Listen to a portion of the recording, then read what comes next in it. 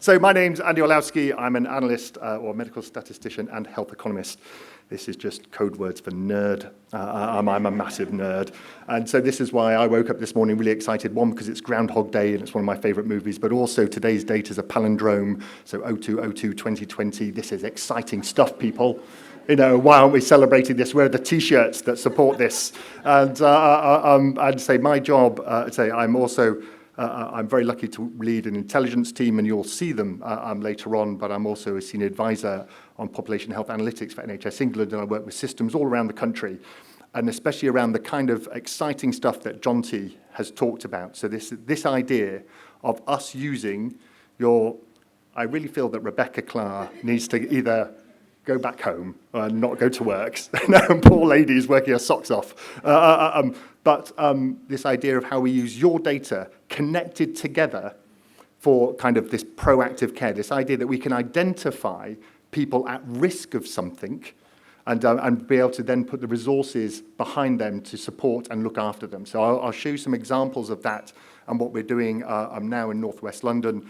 But of course, the really, really cool stuff is that once we go beyond primary care and secondary care and start adding in community care, mental health, and social services, we can then start to do some really, really clever stuff around addressing these what we call social determinants of health, the things that if you're generally well today, what may make me sick tomorrow? And the guys on table 6 talked about pollution and people with asthma. So if I know the street, or if I can help your system leaders, the people who care for you, know that that street is causing a lot of harm, we can then go to local authority and say we need to do something about it, yeah? So that's how we kind of use the data. I won't go on because Jonty is much more eloquent than I am and explained it so far. But this idea that we can pull this data together to help make decisions. And who does this? Well, it's not me. I don't make any of these decisions on what to look at because I'm not a healthcare professional. We've talked about licenses and professions. I am not a registered professional because we don't have them for analytics in the NHS. Yeah, so just to be clear, you will see a bunch of handsome and gorgeous people later on, all of them incredibly highly qualified. None of us are registered because there is nowhere to register. And but you know, we have people, healthcare professionals, who oversee us, and I'll talk about that to make sure that you feel somewhat safe. So, how do we get our hands on the data? How do we do the stuff that we do? It's not us who think it's important, it's your healthcare professionals who tell us what's important. So a clinician has an idea that they may want to have a look into. So here we've used the word research, but actually what we really mean is what kind of care that if we were to investigate, could we then try to manage? Yeah? And so how do we do this? And so a healthcare professional comes to us and says, can we have a look at the maths for that? We then have to write up a project, and so this is a few pages. There's a thing called a data privacy impact assessment. So we have to say, how does this affect your privacy, this project, as well as what are we trying to do? So we'll make one up. So we want to investigate or try and find all the kids with asthma who have been to hospital in the last, or been to hospital 5 times or more in the last 6 months, who have topped out on their medication. So they're taking the most drugs they can possibly take, but they're still going to hospital. And that's a group that we want to maybe do something different to. And we would apply that. Then the group reviews the application and approves the research. And by that group, I'm hoping is the build. Yes. You have people who represent you. So we have people who represent the data set, so the people who are the guardians of the data. We have people like me, analysts. We have patient representatives to say, why are you doing this? What's the good purpose of doing this? And I think it was Marvin over there said on table 4, said, what's the purpose of taking the data? Why? What's the impact of extracting the data? And what will change because of it? And that's the question we are asked. What will change in your care if we were to take this data? So that's one of the big questions we're asked. And then ultimately there's these people called data controllers. And so these are the people, the GPs, the people who manage your data for that particular bit of data, and they also will tell us if they think this is appropriate or not.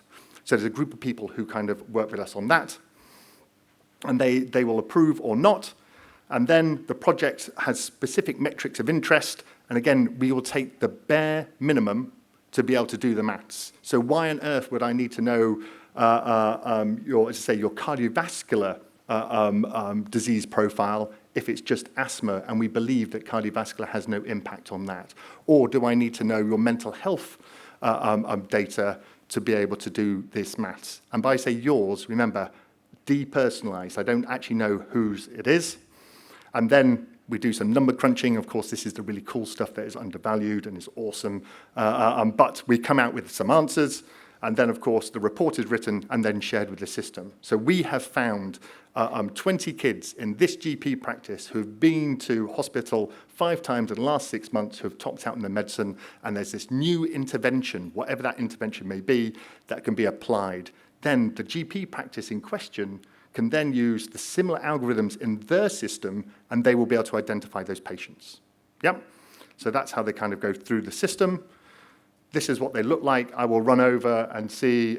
So we didn't hire identical twins. The lady in the blue dress is an economist and an analyst, but we have, I'll try and speak up, we have our wonderful analytical team here. So we have guys with postgrads in science. We have masters in medical statistics. We have a medic who's also a statistician. We have a PhD in biomedical engineering. And we have the boss, Julia, and I'll just do whatever she says. She's just awesome. And then we have our economics team, and we have, again, Heather, who plays on both sides of the team. But we have 2 PhDs in health economics, 2 master's students, and Bruno, because he's a show-off, is doing his 3rd. This one, because he either has too much free time, or he's just the biggest nerd of us all. And but just to say, these are highly qualified individuals.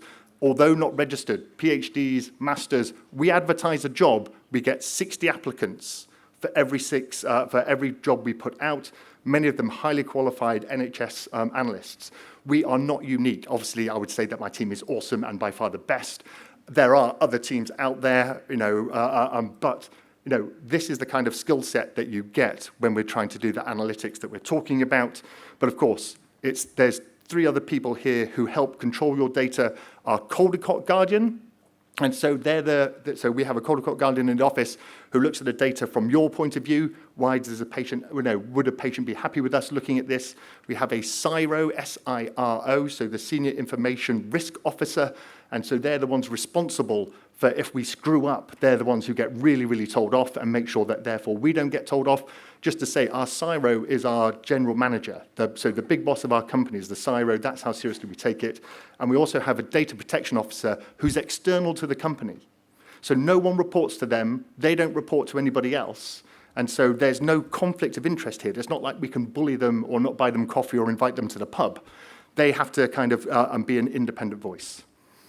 What kind of data we have access to? As I said, very little, and the bare minimum that's required. So what we have is this idea of this patient identifiable data that is used to manage your care, which is double secure, so individuals have to log on and to be able to see this data, and it's in a secure environment.